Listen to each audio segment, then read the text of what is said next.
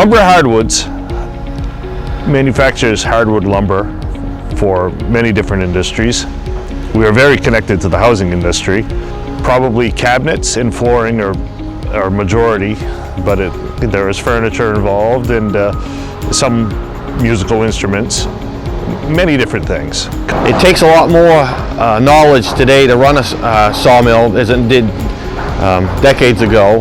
There's a lot of computerization, optimization. The computers do a lot of the thinking for you, but they're not any smarter than the operator. You know, you always hear the horror story in the old days of limbs being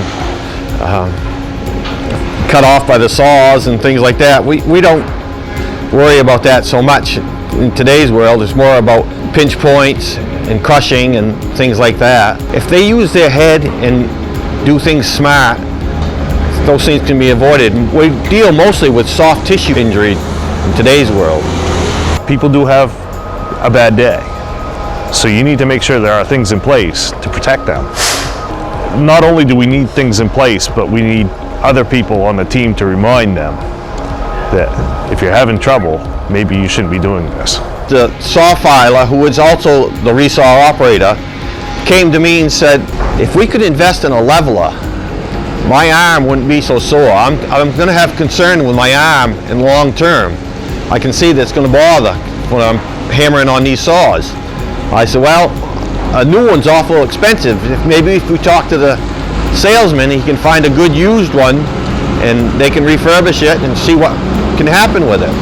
Well, he did his part. He found one for about a third of the price of a new one, and I said, get it. And actually, he was first in line that year for a piece of equipment, and I don't understand how he managed to pull that one off, but he did. And it's actually saved time. It's freed him up for other jobs in the business, so it's paying for itself, but it's also with less wear and tear on his body.